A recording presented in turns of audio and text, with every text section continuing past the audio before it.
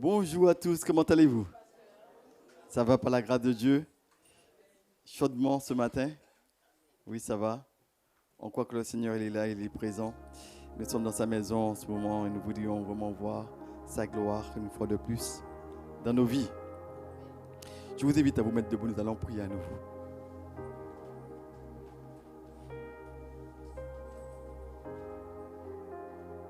Seigneur, nous voulons vraiment que tu prennes toute la place en ce moment. Nous sommes en ce dimanche et nous avons laissé nos maisons, nous avons laissé nos activités, Seigneur mon Dieu, pour venir te louer, t'adorer, te célébrer pour qui tu es, Seigneur. Nous savons que là où tu es est également la bénédiction. Et nous te demandons de prendre toute la place dans ce lieu. Que nos pensées, notre être, notre âme te soient soumis. C'est pourquoi nous imposons silence à l'ennemi dans ce lieu, dans le nom de Jésus. Nous allons toute pensée captive à l'obéissance de Christ et nous proclamons que nous sommes la propriété de Christ. Que l'ennemi n'a aucun droit sur nos vies, sur nos familles et sur tout ce qui nous appartient. Seigneur, fais-nous voir ta gloire ce matin. Parle, dépose une parole dans nos cœurs afin que nos vies puissent te glorifier et te nourrir. Je t'ai prié au nom de Jésus-Christ. Amen. Je vous invite à vous asseoir. Nous sommes dans ce thème, nous sommes sur la diapo numéro 1. Reviens à la maison pour la technique. Reviens à la maison. Et nous croyons que c'est le dernier dimanche, aujourd'hui, sur ce thème. Reviens à la maison. Est-ce que tu peux dire à ton voisin, reviens à la maison? Dis-lui cela. Avec un sourire. Reviens à la maison. Et j'aimerais te dire ce matin pour cette toute première vérité de la donner. Si tu veux être béni, si tu veux obtenir la grâce de Dieu, si tu veux entrer dans les bénédictions vraiment que Dieu en réserve pour toi, eh bien, il te faut quitter ce qui ne glorifie pas Dieu. Il n'y a pas d'amen à cela. Si tu veux être... Quels sont ceux qui veulent être bénis? Je veux lever les mains. Quels sont ceux qui veulent être bénis? Je vais même plus lever mes deux mains. Même les pieds si c'était possible. Parce qu'on veut être béni, n'est-ce pas? Mais si tu veux être béni, comprends cela ce matin, si tu veux être béni, il te faut quitter ce qui ne glorifie pas Dieu.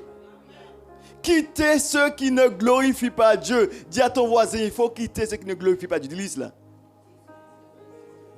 Si tu veux être béni vraiment, il faut quitter ce qui ne glorifie pas Dieu. Alors pour une personne, il faut peut-être quitter un pays. Et oui, merci. Peut-être quitter un pays qui te pousse à l'idolâtrie. Je pense à ces nombreux jeunes qui sont en Martinique avec les parents qui sont chrétiens et après qui partent pour les études et après arriver de la grande métropole, eh bien Dieu c'était le Dieu des parents, ce n'est plus mon Dieu. Mais peut-être que si tu vas dans cette grande métropole et cette grande métropole t'éloigne de Dieu, je te dis, fais attention, éloigne-toi, quitte ce pays. Vaut mieux revenir dans la petite Martinique et avoir une intimité avec Dieu. Parce que vous savez, dans les grandes métropoles, souvent, il y a ce qu'on appelle l'apostasie. L'apostasie, c'est quoi? C'est l'abandon de la foi. Et pour une personne, il faut quitter le Canada, quitter l'Amérique, quitter la France et revenir à ta petite Martinique. Parce que là, au moins, tu sais que tu es en relation avec Dieu. Même lorsque les parents sont là, je peux prier, je peux avoir une intimité avec Dieu. Mais pour une autre personne, elle doit peut-être quitter non seulement un lieu, mais peut-être une personne même. Une personne qui t'influence vers le mal, qui te pousse à boire, qui te pousse à consommer de l'alcool. Ou encore pour une autre personne, quitter une personne qui te pousse à la débauche. Et à chaque fois que tu rencontres la personne, tu veux résister, mais en fait, on dit c'est la dernière fois. Mais il y a combien de dernières fois?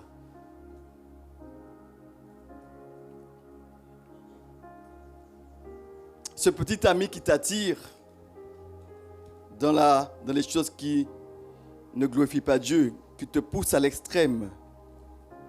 Il te faut peut-être quitter une personne comme cela, qui ne glorifie pas une situation, une personne qui t'influence, l'abandonner, quitter cette personne. Et oui. Ou peut-être que quelqu'un me dit, mais ça ne me concerne pas le pays, ni quitter une personne, mais peut-être que tu dois quitter un appareil ou encore réorganiser ta vie avec cet appareil-là. Je pense au portable, à l'ordinateur, cette connexion Internet pour te retrouver à 3 heures du matin à regarder des films pornographiques. Peut-être que tu dois quitter cela, abandonner peut-être l'appareil qui te pousse à te souiller.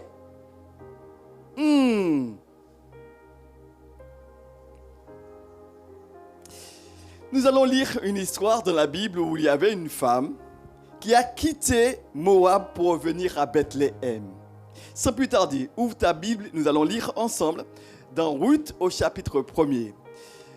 Ruth au chapitre 1er, parce que nous sommes dans cette série et c'est aujourd'hui le dernier message sur le thème « Reviens à la maison » parce qu'il est question toujours de ce fait d'une famille qui était partie dans un pays, qui avait quitté Bethléem pour aller à Moab. Et à Moab, il y a eu des choses terribles qui se sont produites et elle a dû... Et ce que nous voyons ce matin, vraiment, c'est un message rempli d'espoir. Pourquoi? Parce qu'elle est revenue. Elle a abandonné tout ce qui... Elle a quitté le lieu qui ne glorifie pas Dieu et elle est revenue au bon lieu.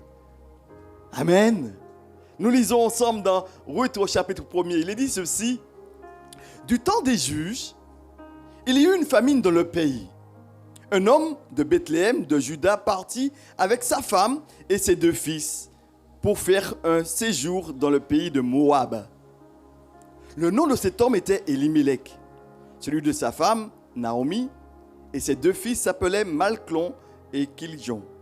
Ils étaient Éphratiens, soulignez ceci, ils étaient Éphratiens de Bethléem de Juda. Arrivés au pays de Moab, ils y fixèrent leur demeure.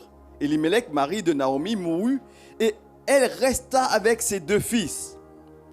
Ils prirent des femmes moabites, dont l'une se nommait Orpa et l'autre Ruth.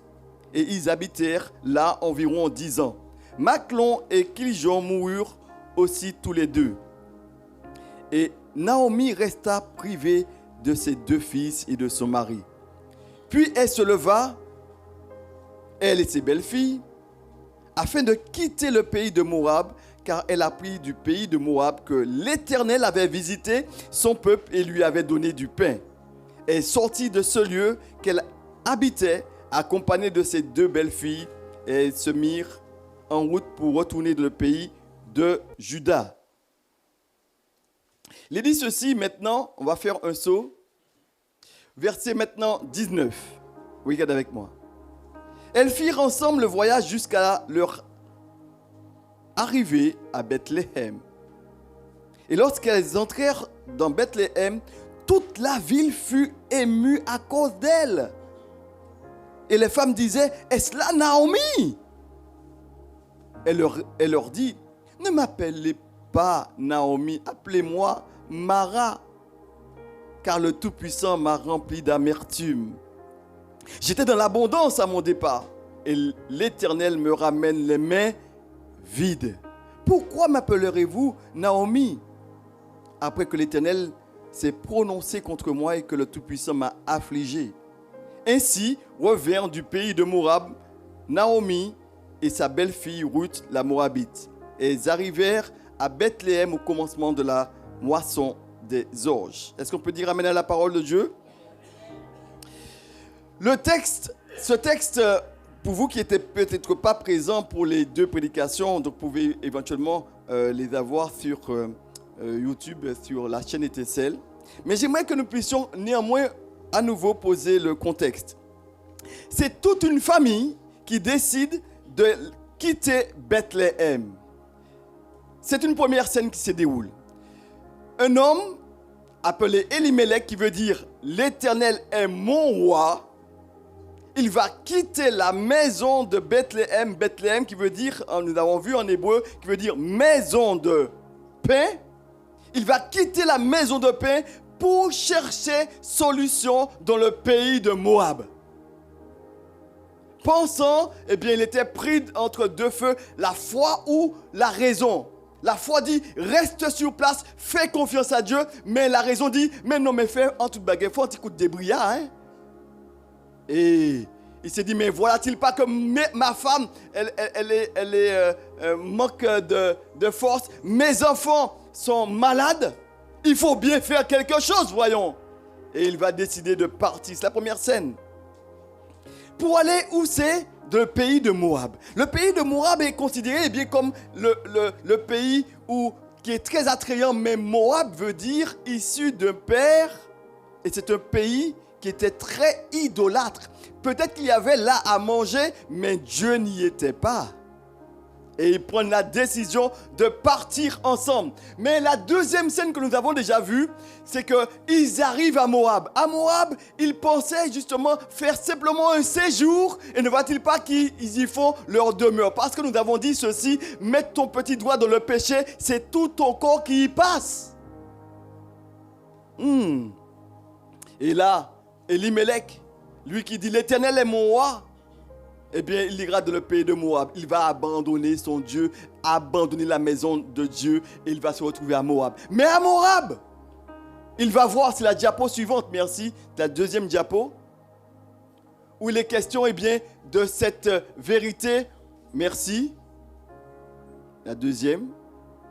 Nous avons vu ce premier, ils ont fui Bethléem. Ils ne sont pas restés dans la maison de Dieu. C'est la diapo suivante, merci.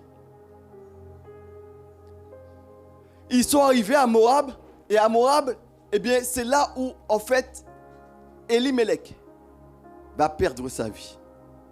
Lui qui pensait trouver un secours, il va perdre sa vie. Il va perdre également, c'est lui qui va le premier à partir. Hein. C'est lui le responsable, c'est lui qui est le premier qui partira. Après quoi, la Bible nous dit que ses fils qui étaient dans ce pays, ils ont été influencés, mais ils ont pris aussi des femmes de ce pays. Et la Bible nous dit qu'après, ses fils sont également morts. Et ce pays de Moab, nous l'avons vu, c'est lâcher la main de Dieu, c'est serrer la main du diable. Et le diable n'est pas là pour te faire du bien. Il est là pour te terrasser, pour te faire du mal. Il est là venu pour tuer, égorger, détruire. Et aller à Moab, c'est serrer la main à la mort. Aller à Moab, c'est serrer la main à la stérilité. Parce qu'elle n'a pas eu d'enfant, elle n'a pas eu de descendance. Et après, elle s'arrachait les cheveux parce qu'elle avait réellement l'amertume dans l'âme. Elle a tout perdu. Et j'aimerais te dire ceci, si tu vas chercher du secours dans le monde, eh bien le monde n'a rien à te donner, mais plutôt va te prendre ce que tu as. Le monde va te prendre ta santé, le monde va te prendre tes biens, le monde va te prendre ta joie. Et oui, c'est vrai. Et nous avons vu ceci dimanche dernier. Le danger de faire des expériences sans Dieu. Là où Dieu n'est pas, c'est un grand danger.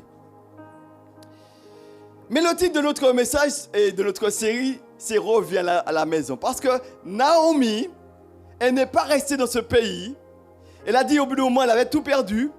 Avec sa belle-fille, Ruth, eh bien, elle a pris la décision de quitter ce lieu qui ne glorifie pas Dieu. Amen. Et elle a dit, maintenant je vais revenir à la maison. Dis à ton voisin, reviens à la maison. C'est son désir. Il y a longtemps que tu as abandonné la main de Dieu. Il y a longtemps que tu ne viens plus en réunion. Il y a longtemps que tu ne lis plus ta Bible. Il y a longtemps que tu ne pries plus. Et Dieu le voit. Et Dieu veut te bénir.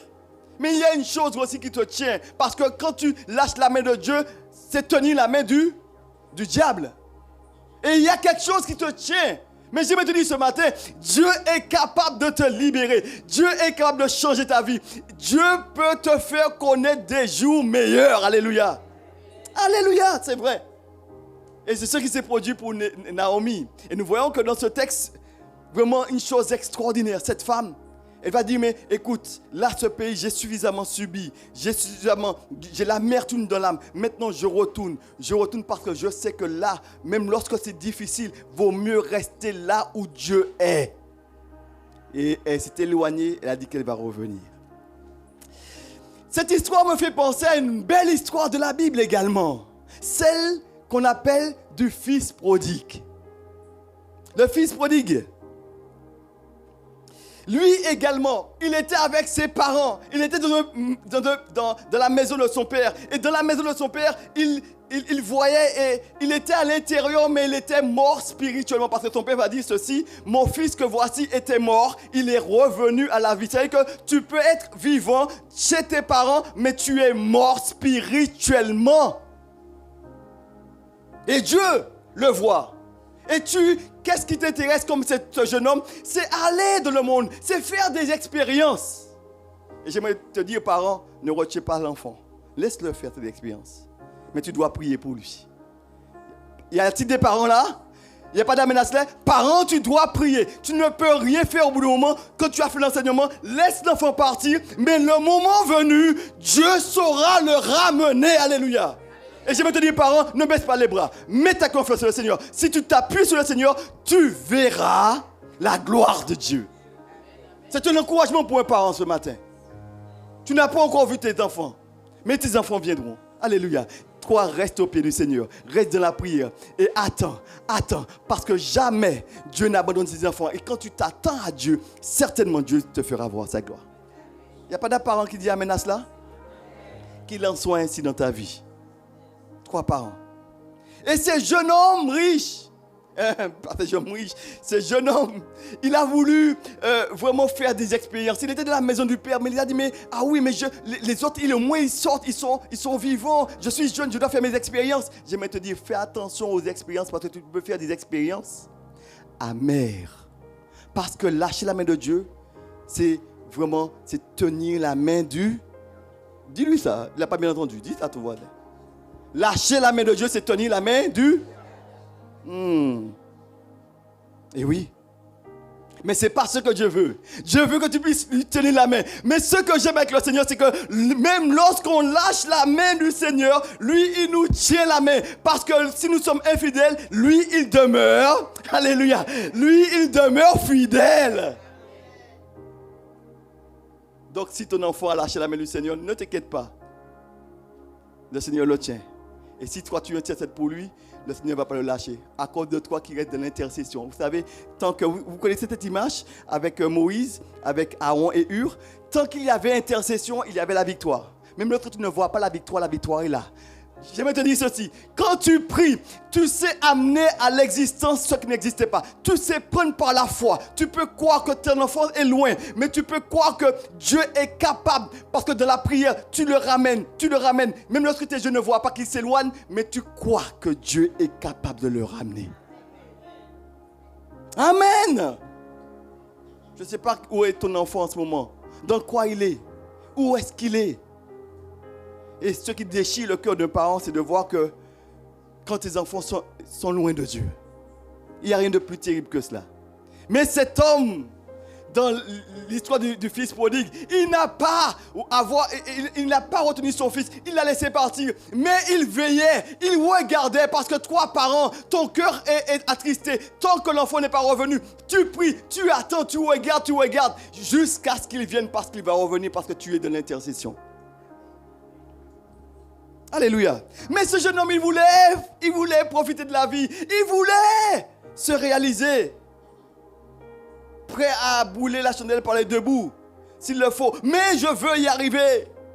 Je veux prendre mon pied. Et la Bible nous dit qu'il a livré son argent avec des prostituées. Il s'est laissé vivre. Mais vous savez, l'argent, c'est pour un temps. C'est pas là tout le temps. L'argent, c'est pour un temps.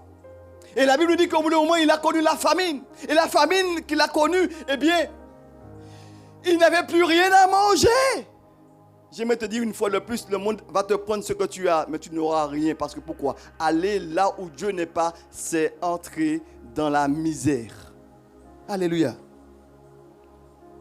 Et ce jeune homme, il s'est retrouvé dans une situation qui était terrible parce qu'au bout d'un moment, il n'avait pas de quoi manger. Et il a trouvé un travail. Quel était ce travail? Il n'y avait rien de plus humiliant pour un juif. Que déjà, pour un juif, le porc est un animal impur. Mais lui, il s'occupait des porcs. Donc il était plus bas, à un tel point. La Bible nous dit qu'il désirait manger ce que mangeaient ces porcs. Mais personne ne lui en donnait. Donc tu es réduit à rien. J'aime te dire ceci. L'ennemi, il veut te détruire. Il veut te rabaisser, te rabaisser, te rabaisser. J'ai envie de te dire, ne va pas dans le monde. Ne va pas dans le monde. Parce qu'inévitablement, c'est là que tu auras des difficultés. L'ennemi, il veut te détruire. Il ne veut pas ton bien. Et là, dans cette situation, il s'est dit, ah, mais mon père, chez mes parents, ils ont tout ce qu'il faut. Les serviteurs ont tout ce qu'il faut, alors que moi, je n'ai pas de quoi manger. Et il a dit une chose, je me lèverai, j'irai vers mon père. Je lui dirai, Père, j'ai péché contre le ciel et contre toi. Je ne suis pas digne d'être appelé ton fils, mais traite-moi comme l'un de tes serviteurs. Et il a pris cette résolution. Mais ce que j'aime de ce texte, c'est qu'il n'est pas resté au stade de la résolution. Mais il a fait, à la suite de cela, il a pris une décision, mais il a fait une action. Parce que beaucoup disent, mais oui, je vais lâcher ça. Mais oui, je vais arrêter l'alcool. Je vais arrêter la fornication. Je vais. Mais le moment ne vient jamais. Je vais faire. Mais lui, il a dit, il a pris la résolution. Mais il s'est levé. J'aime ça parce qu'il s'est levé. Il a pris la décision. Maintenant, je vais vers mon père. Il a abandonné. Il a quitté ce pays. Il a abandonné les cochons. Il a abandonné. Je vais te dire que le cochon, c'est quoi dans ta vie? Parce que tu dois le savoir. C'est quoi les cochons? Parce que vous savez, il y a une certaine jouissance de le péché. Ah oui. Beaucoup pensent que le péché, c'est quelque chose d'ignoble. C'est vrai, c'est quelque chose d'ignoble devant Dieu. Mais il y a une jouissance de le péché. Ah oui. Et quand tu es dans ça, tu veux te séparer, mais ton corps est bien content. On est de la boue là, on est dedans. Ah. Après, on sent mauvais, mais c'est pas grave. Et oui. C'est pas, vous n'avez jamais été près d'un parc à cochons? Ça sent pas bon, hein? On a même une expression qui dit ça c'est un vrai manger. Mais ce que j'aime dans cette histoire, c'est qu'il n'est pas resté dans cette situation mauvaise. Il a réfléchi, il s'est dit, chez mon père il y a, et il est revenu. Il a abandonné les cochons. Le cochon représente une chose que tu aimes, mais qui ne glorifie pas Dieu. Tu sais très bien de quoi il s'agit. Tu aimes cette chose-là. Mais je te dis non. Abandonne cela. Lâche ça. Ah mais non mais pasteur, c'est le médicament moi c'est ça. Mais pas ça rester sans ça. C'est danser, même bien danser. Mais tu peux danser le Seigneur et le problème c'est quoi? Vous pensez que les chrétiens ne dansent pas? Je vous pose la question. Vous pensez que les chrétiens ne dansent pas? Demandez aux jeunes justement si avec étincelle on danse. C'est maman. C'est retourner. Mais vous pouvez danser encore plus. Et puis, mais en tant que chrétien, avec ta femme, tu ne danses pas? Je te pose la question, Marie. Tu ne danses pas avec ta femme? Non. Ah bon? C'est pas vrai. Tu es tellement chrétien que tu es chrétien à la maison aussi, et même dans la chambre. Même pour danser avec ta femme, tourner, tu as fait tourner, retourner, et puis là, voilà. Vous savez, les chrétiens aujourd'hui, on est devenus tellement coincés. Parce que je pense que... Mais au contraire, quand tu es dans le Seigneur, c'est à ce moment-là que tu connais une réelle liberté. Et tu as le droit de faire les choses justement dans un cadre qui te donne droit. Quand tu es marié, tu as le droit de danser, tu as le droit de te réjouir, tu as le droit de faire bien des choses. Mais c'est à ce moment que les portes s'ouvrent. Parce que tu es de l'approbation. Et quand tu fais, Dieu met son sceau d'approbation. Il approuve. Et tu es béni. Même dans les moments les plus intimes, tu es béni. Parce que c'est la bénédiction de l'Éternel qui enrichit et qui ne la fait suivre d'aucun chagrin. Parce que tu veux glorifier Dieu. L'erreur de croire que, eh bien, dans le monde, on va prendre notre pied. Généralement, il y a bien un pied au bout du moment, mais après, tu prends un bon coup de pied. Parce que le monde ne te fait pas de cadeaux. Ne te fera jamais de cadeaux. Au départ, ça semble bon. C'est comme la nourriture pour rat, vous savez? Mort au rat. Au départ, ça sent très bon. Le rat se dit, alors là, ce serait bon à manger. Mais après, c'est quoi? C'est la mort. Et pour toi, c'est la même chose. C'est la mort spirituelle. Mais ce que j'aime dans cette histoire, c'est que ce jeune homme, il n'est pas resté, il est revenu. Et quand il est revenu à son père, la Bible nous dit que le père l'attendait les bras grands ouverts. Et quand le père l'a vu, il n'a pas dit, mais attends, première chose, va te laver parce que, ouh là là, ça sent. Et puis, non. Mais le père l'a pris dans ses bras. Pourquoi? Parce que le père l'attendait. Je me te dis, le Père Céleste, il t'attend depuis un moment.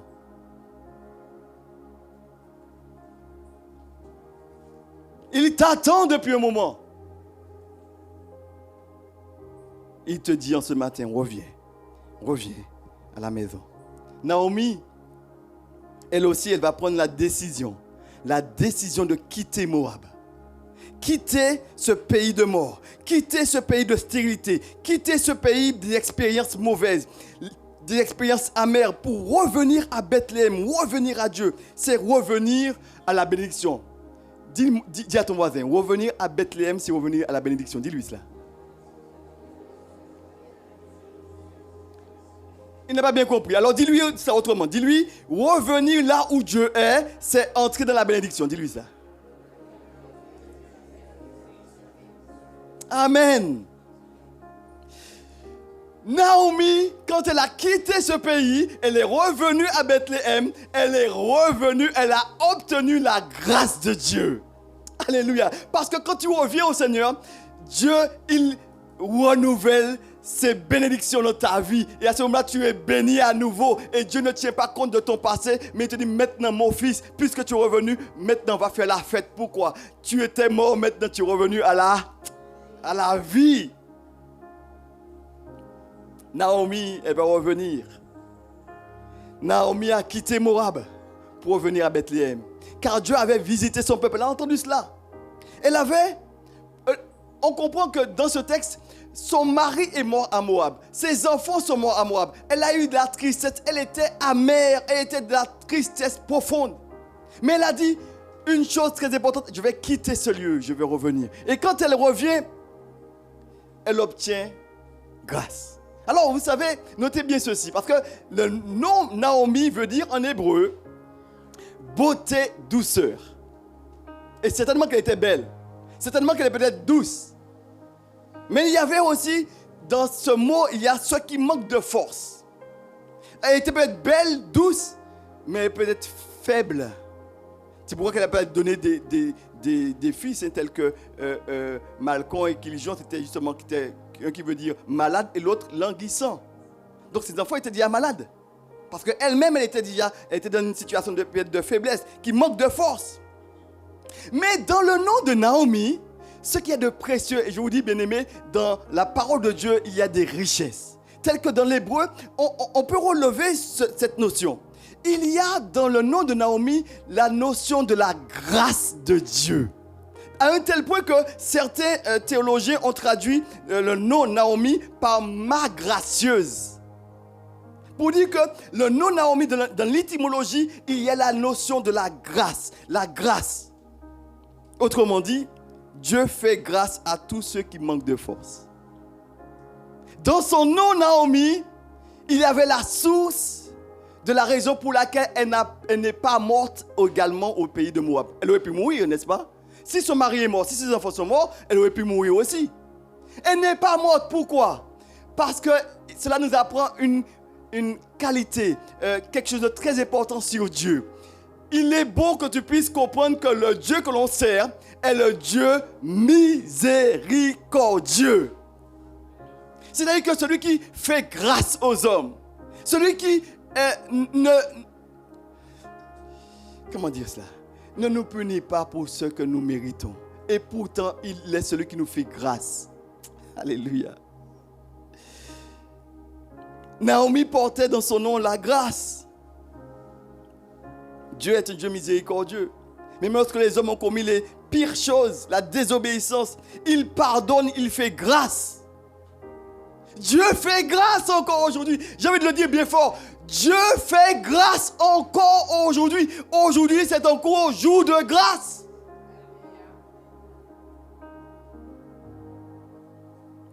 Il y a une parole pour toi ce matin. La grâce de Dieu est là pour toi ce matin. Qu'importe ce que tu as fait, Dieu t'aime. Aujourd'hui est jour de grâce. Là où le péché a abondé, là où le péché, tu peux le dire avec moi, là où le péché a abondé, la grâce a surabondé. Là où on dit-le encore une fois, là où le péché a abondé, la grâce a surabondé. Parce que Dieu a fait grâce à Naomi. Parce que Naomi, elle aurait pu mourir. Parce que quand tu vas loin de Dieu, tu peux mourir. Mais il y a la grâce de Dieu. Dieu est capable de te relever. Dieu est capable de te rétablir. Dieu est capable de pouvoir te bénir. Mais si tu quittes Moab, tu quittes le monde. La grâce de Dieu, il y a la grâce de Dieu. Quelqu'un dira, mais ce matin, mais oui, mais je sais. Je sais très bien, frère, pasteur, je sais très bien qu'il me faut quitter la situation mauvaise, quitter le portable à 1h du matin, quitter la masturbation, quitter la pornographie, quitter l'alcool, quitter la drogue, quitter la cigarette. Je sais ces choses, pasteur. C'est vrai, je veux quitter, je veux arrêter, je veux abandonner la relation de débauche, je veux rétablir ma vie, je veux quitter, je veux me marier. Mais, pasteur, on comprend bien, je réalise, mais je n'y arrive pas. Je n'y arrive pas. J'aimerais te dire ceci. Si c'est ton cas ce matin, c'est aujourd'hui le jour de la délivrance pour toi. Parce que nous allons prier. Et quand nous allons prier, nous allons proclamer que le Seigneur est celui qui fait tomber tes chaînes. Les chaînes qui te retiennent captif doivent tomber aujourd'hui au nom de Jésus.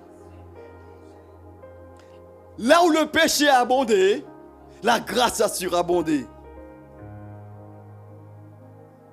Dieu a relevé Naomi. Et il peut le faire aussi pour toi. Ta situation n'est pas désespérée, non! Ta situation n'est pas désespérée. Et dans la Bible, il y a une belle histoire que nous voyons, c'est l'homme de Gadara. Cela vous dit quelque chose dans Marc au chapitre 5, à partir du verset 1er. Un homme qui était nu, qui se flagellait, qui prenait des pierres, qui se frappait lui-même du sang qui giclait. Cet homme-là habitait dans les sépulcres, dans les cimetières qu'il avait sa demeure. Cet homme-là était incontrôlé. Il criait le soir. Il criait dans les rues. Il criait.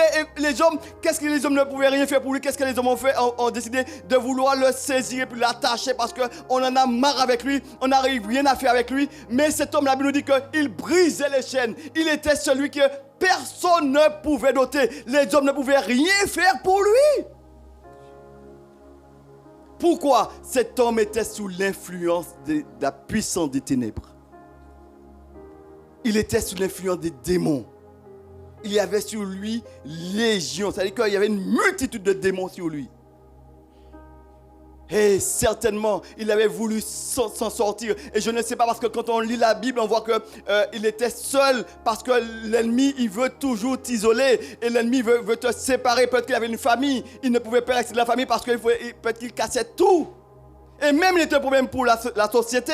Le maire en question avait certainement une gendarme dit allez, attachez-le, mettez-le de gros fers. Il a cassé ses fers, mettez de plus gros fers. Attachez-le, il casse les fers, il casse les fers. Personne ne pouvait le dompter. Mais ce que j'aime, c'est que cet homme, alléluia, a rencontré celui qui libère. Il a rencontré Jésus de Nazareth. Il a rencontré Jésus.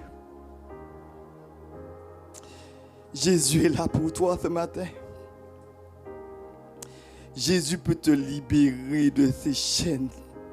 Il y a des choses que tu n'arrives pas à t'en sortir, mais Jésus est là. Et comme il a fait pour cet homme de Gadara, il peut le faire dans ta vie. Il peut le faire dans ta vie. Il peut te rétablir parce que quand cet homme a rencontré Jésus, la Bible nous dit que Jésus a chassé les démons et il est revenu dans son bon sens. Il est revenu dans son bon sens. Dieu veut te donner du sens à ta vie. Ta vie n'a pas de sens. Tu ne sais trop où mettre la tête, comment faire. Mais Jésus, quand tu rencontres Jésus, ta vie peut changer. Ta situation peut changer. Tes relations peuvent changer. J'aimerais te dire ce matin que Dieu t'aime. Il a vu ta souffrance. Il connaît tes cris. Il connaît tes larmes. Il sait le nombre de fois que tu as pleuré devant lui. Et que tu pleures encore. Personne ne te voit, mais lui, il te voit. Il sait très bien ce que tu vis. Mais j'aimerais te dire qu'il y a de l'espoir. Il y a de l'espoir pour toi. Tout n'est pas fini, non. Crie à ton Seigneur, crie à ton Dieu. Et tu verras. Tu verras agir pour toi. Quelqu'un dira, oui, mais l'alcool... Je ne connais pas tes défis ce matin. Mais Dieu, le Dieu que je sais, le Dieu que nous prêchons ce matin, est le Dieu de l'impossible. Tu n'as pas compris. Le Dieu que nous prêchons ce matin est le Dieu de l'impossible. L'impossible est possible avec Dieu. L'impossible est possible avec Dieu. L'alcool, la drogue, la masturbation, le mensonge, la fornication, la colère incontrôlée. Toutes ces choses peuvent tomber. Il te faut revenir à Dieu. Revenir à Bethléem, c'est revenir à la vie. C'est ce point que nous voyons. C'est la diapo suivante. Merci, c'est celle-là. Revenir à Bethléem, c'est revenir à la vie.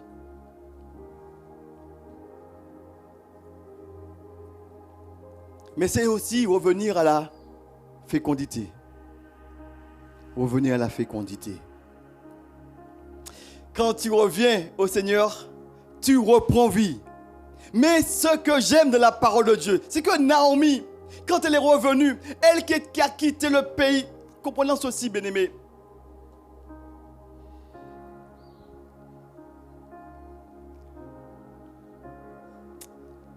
Regardez avec moi ce qu'il est dit au verset 2.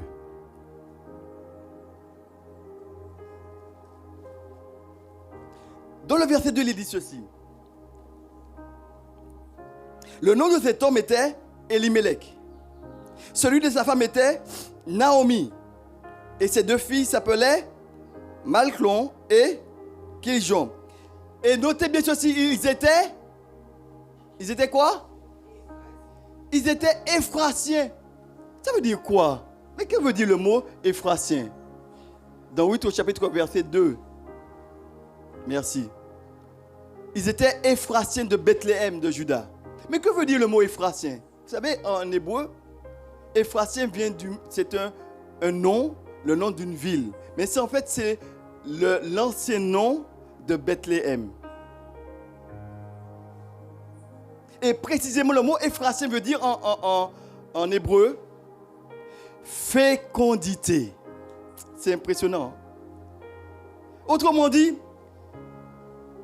Elimelech, sa femme et ses enfants, ils ont quitté Bethléem, le lieu de fécondité, pour aller à Moab, le lieu de stérilité.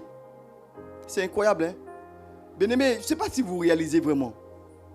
Comment que par moment, c'est la même chose qui nous arrive. On laisse la bénédiction pour aller ramasser notre malédiction. Quelqu'un a dit qu'on shoot la bénédiction pour ramasser la malédiction.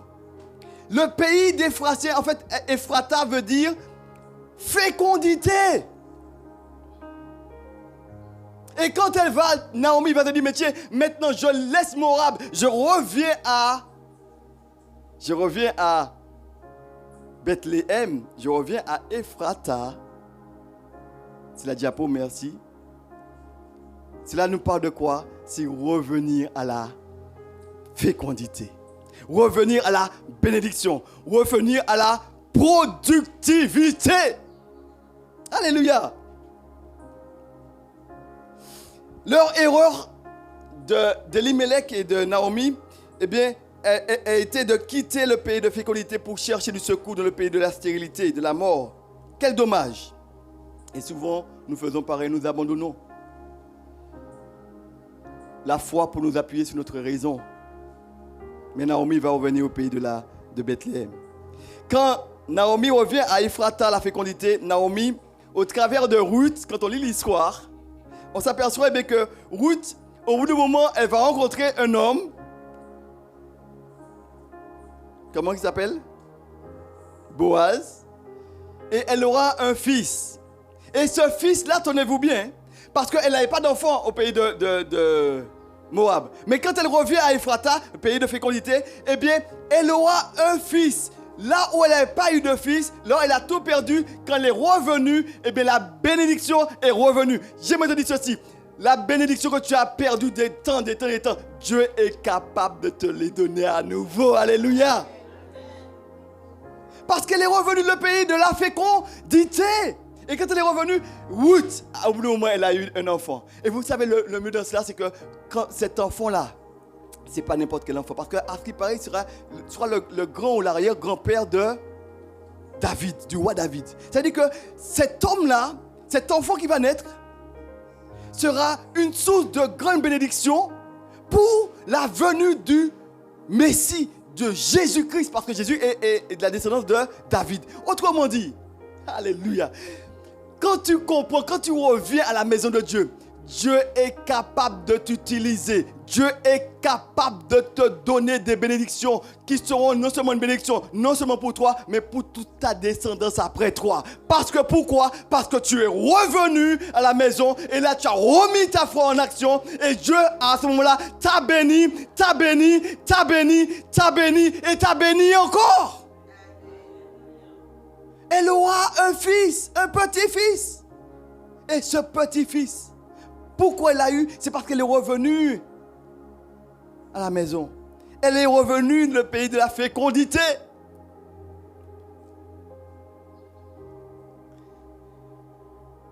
Tout ce qui était stérile dans ta vie peut changer si tu reviens à l'Éternel. Amen. Amen. Revenir à Dieu, c'est revenir au pays de la fécondité, revenir à la vie, mais c'est aussi revenir à la bénédiction. Naomi, en revenant à Bethléem, là où Dieu est, va obtenir la faveur de Dieu, tout ce qu'elle avait perdu, elle va le retrouver. Parce qu'elle qui était dans la tristesse à cause de la famille, elle a perdu son mari, elle a perdu ses enfants, elle a perdu tous ses biens. Dieu lui redonnera la joie. Amen. Car elle aura un petit-fils qui sera la lignée de Jésus, nous l'avons dit. Et Dieu a vu sa souffrance. Et Dieu a changé sa tristesse en joie. Dieu a changé sa tristesse en joie. Dieu peut changer ta tristesse en joie. Dieu peut changer... Alléluia. Tu peux le dire à ton voisin, Dieu peut changer ta tristesse. Dis-lui cela, il n'a pas bien compris. Ton malheur en bonheur, dis-lui cela. Ta souffrance, ta peine en source de bénédiction pour tous les hommes. Dis-lui cela. Ta souffrance, ton malheur en source de bénédiction pour tous les hommes. Pourquoi? Parce que quand Naomi elle est revenue, quand elle est, eh bien, Dieu l'a donné la joie, Dieu a changé sa tristesse, Dieu l'a donné justement le bonheur. Et en plus de cela, Dieu l'a utilisé pour bénir les autres. Parce qu'elle est revenue. Je ne sais pas ce que Dieu a comme projet sur toi. Peut-être que tu n'es toujours pas entré dans le ministère que Dieu a prévu pour toi. Pourquoi? Parce que tu es en train de chercher dans le monde. Mais quand tu vas revenir, peut-être que c'est toi peut-être que Dieu t'appelle à être toi qui es là, un pasteur, toi qui es là, un missionnaire, toi qui es là, un homme de Dieu, une femme de Dieu. Mais tant que tu n'es pas encore revenu, tu ne vas pas encore voir la manifestation de la puissance de Dieu. Je vais te dire, reviens à l'éternité, tu vas voir que Dieu va t'utiliser. Dieu peut t'utiliser encore. Il n'est pas trop tard.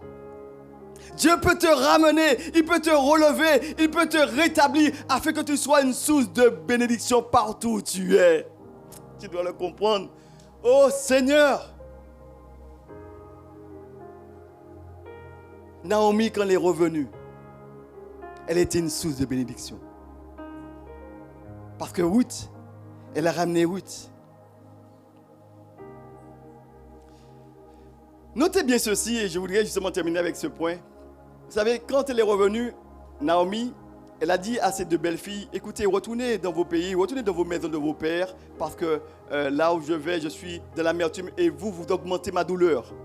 Je ne pourrais rien faire, je ne pourrais pas avoir d'autres enfants. N'attendez pas, et même si que j'ai un fils, vous n'allez pas attendre que l'enfant puisse grandir, que puisse me marier avec, vous puissiez vous marier. Alors, retournez chez vos parents et que Dieu vous bénisse, que Dieu vous aide à trouver un mari qui prendra soin de vous, parce que être sans mari, c'est être dans la pauvreté pour une femme de le temps. Et elle va dire justement à Orpa, et Orpa va pleurer, elles vont pleurer ensemble, et puis elles vont se séparer. Mais Ruth va dire, écoute, hein, tu vois, là, tu me dis de partir, non, je n'irai nulle part. Là où tu iras, j'irai. Là où que Dieu me traite de toute la rigueur, si je me sépare de toi, si ce n'est que la mort qui me sépare de toi. Là où tu iras, et ton Dieu, écoutez bien ceci, ton Dieu sera mon Dieu. Autrement dit, Naomi, quand elle est revenue, elle a ramené Ruth. Et Dieu a fait grâce à cette Moabite-là, cette femme-là, parce qu'elle a épousé le Dieu de Naomi. Et depuis ce temps-là, elle est devenue une source de bénédiction, non seulement pour elle, mais aussi pour toute sa descendance. J'aimerais te dire ceci, peut-être que c'est à cause de toi que ton mari n'est peut-être même pas encore revenu au Seigneur. Parce que toi-même, tu n'es pas encore revenu. Parce que quand tu reviens au Seigneur, il y a de ceux qui t'entourent qui vont aussi revenir à Dieu. Tel que Ruth. Ruth n'était pas. Mais elle est devenue. Parce que pourquoi? Naomi est revenue. C'est peut-être à cause de 3 femmes que ton mari n'est pas encore au Seigneur. Parce que toi-même, tu n'es pas encore revenu au Seigneur. C'est peut-être à cause de toi que tes parents ne sont pas encore revenus au Seigneur. Pourquoi? Parce que toi, tu n'es pas encore revenu au Seigneur. Quand Ruth est revenue, Naomi est revenue, Ruth est revenue également. Comprends cette vérité ce matin. Quand tu reviens au Seigneur, tu as tout à gagner, tu n'as rien à perdre. Les hommes peuvent te critiquer, les hommes peuvent te salir. Mais avec Dieu, tu as tout à gagner. Je ne serai pas plus long ce matin. Je voulais te dire ceci. Seigneur m'a mis à cœur de te dire ce matin. Toi qui es peut-être enfant de chrétien depuis des années, tu n'as pas pris position pour le Seigneur. Et tu cherches des solutions dans le monde. J'aimerais te dire ceci. Aujourd'hui, c'est jour de salut pour toi. Ne regarde pas tes parents, ne regarde pas ton voisin. Mais prends la décision aujourd'hui de te consacrer à Dieu. Reviens à la maison. Ce message est pour toi. Reviens à la maison. Depuis des années, tu as lâché sa main. Tu as lâché l'église. Parce que revenir au Seigneur, c'est abandonner tout ce qui ne le glorifie pas. Tu n'y arrives pas. Viens, on va prier. Et Dieu fera éclater sa gloire dans ta vie. Dieu t'aime, tu sais. Et vous savez, il y a de grandes bénédictions pour nous dans le ciel. Je vais te dire ceci, je voulais terminer par ça, mais je voulais te dire ceci. Ne cherche pas la bénédiction de le monde. Le monde n'a rien à te donner. Et si tu cherches la richesse ne peut pas faire ton bonheur. Le bonheur se trouve en une personne. C'est Jésus-Christ de Nazareth. Parce que, pourquoi? Tu peux avoir toutes les richesses de ce monde et perdre ton âme. Et la Bible dit que celui qui fait cela, c'est le plus malheureux des hommes. À quoi sert-il un homme de gagner le monde entier s'il perd son âme? Ce qu'il y a d'important, c'est de donner ta vie à Jésus.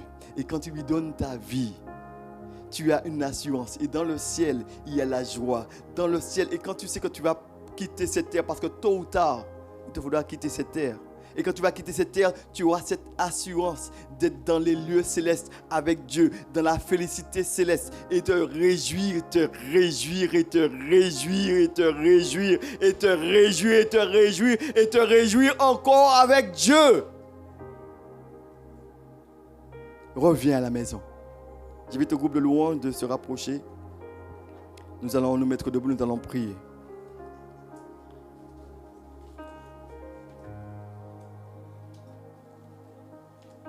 La Bible dit ceci, si tu entends sa voix, n'endurcis pas ton cœur. Et c'est peut-être pour toi ce matin l'occasion. Tu as peut-être pris ces décisions depuis des années, mais tu sais très bien qu'aujourd'hui, c'est peut-être l'occasion pour toi de renouveler tes vœux avec Dieu. Dire, Seigneur, j'avais pris cette décision, mais je l'ai lâchée. Je t'ai abandonné pour des choses. Maintenant, je veux me reconsacrer à toi. Je veux revenir à toi. Je veux repartir avec toi. Je veux qu'il y ait un nouveau départ dans ma vie maintenant. Je me consacre à toi maintenant. J'abandonne ma vie. Je me laisse totalement entre tes mains. Je reviens à la maison. Je reviens à toi, Seigneur. Si telle est ta décision, je t'invite là où tu es, à baisser la tête et à prier. Dis-lui, simplement, là dans ton cœur maintenant, dis-lui, Seigneur Jésus, à haute voix ou encore dans ton cœur, dis-lui, Seigneur Jésus, tu m'as parlé en ce matin. Tu m'aimes, Seigneur, et tu me demandes de revenir. Je veux revenir à toi. Je n'y arrive pas par moi-même. J'ai déjà essayé. Je n'y arrive pas. Je n'arrive pas à lâcher certaines choses qui ne te glorifient pas. Souvent, j'ai honte. Souvent, Seigneur mon Dieu, je ne suis pas tranquille.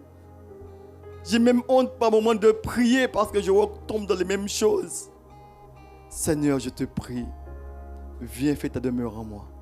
Je m'abandonne entre tes mains maintenant. Je me consacre à toi. Et ce que je ne peux pas faire, je l'abandonne entre tes mains. Viens, change mon cœur, change ma pensée, change mon être tout entier. Donne-moi de revenir, je reviens à toi tel que je suis. Fais ta demeure en moi. Change mon cœur. Au nom de Jésus. Amen. Je voudrais prier pour une personne maintenant qui n'a pas encore pris ses décisions avec le Seigneur. Qui dit, Seigneur, qui veut t'engager. Tu dis, Seigneur, je suis sûr que si je meurs maintenant, je ne suis pas sûr d'aller au ciel. Je veux t'ouvrir mon cœur maintenant. Dis-lui, Seigneur Jésus, à haute voix dans ton cœur, dis-lui maintenant, Seigneur Jésus, je t'ouvre mon cœur. Viens, fais ta demeure en moi. Comme ce fils prodigue, j'abandonne ma vie entre tes mains. Je reviens à la maison. Merci parce que tu m'accueilles les bras grands ouverts. Merci parce que tu inscris mon nom dans le livre de vie. Je t'ouvre mon cœur, je demande pardon pour tous mes péchés. Viens, fais ta demeure en moi. Inscris mon nom dans le livre de vie et permets que je puisse vivre la sanctification pour la gloire de ton nom. Au nom de Jésus. Amen.